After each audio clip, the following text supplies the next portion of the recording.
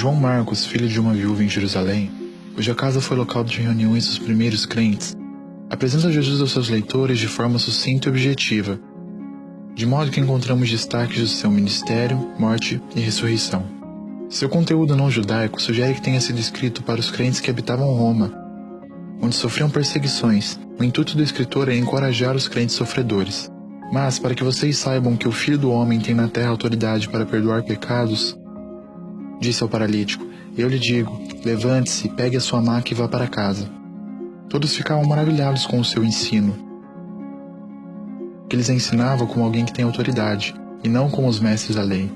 Ele mostrou Jesus como o servo sofredor que veio para morrer. Também o apresentou como salvador de todo mundo, incluindo tanto romanos como judeus. Mas Jesus em um alto brado expirou, e o véu do santuário rasgou-se em duas partes, de alto a baixo. Quando o centurião que estava em frente de Jesus ouviu seu brado e viu como ele morreu, disse, realmente este era o Filho de Deus. Nele podemos buscar conhecer a humanidade de Jesus, que era tanto Filho de Deus como Filho do Homem. Mestre, sabemos que és íntegro e que não te deixas influenciar por ninguém, porque não te prendes à aparência dos homens, mas ensinas o caminho de Deus, conforme a verdade. O tempo é chegado, dizia ele, o reino de Deus está próximo. Arrependam-se e creiam nas boas novas. Marcos, com 16 capítulos, o menor dos evangelhos, ressalta os principais acontecimentos da vida do Filho de Deus, o que possivelmente aprendeu escutando em primeira mão do discípulo Pedro. Jesus respondeu, vocês estão enganados, pois não conhecem as Escrituras, nem o poder de Deus.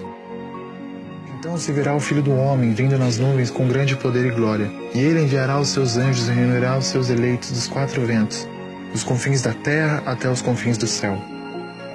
E então ele percorreu toda a Galiléia, pregando nas sinagogas e expulsando os demônios. Marcos apresenta Jesus como o servo sofredor de Deus, pois nem mesmo o Filho do Homem veio para ser servido, mas para servir e dar a sua vida em resgate por muitos.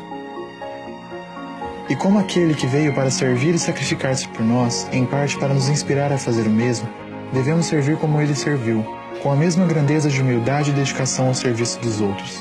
Jesus exortou-nos a lembrar que para ser grande no reino de Deus devemos ser o servo de todos, e quem quiser ser o primeiro deverá ser o escravo de todos.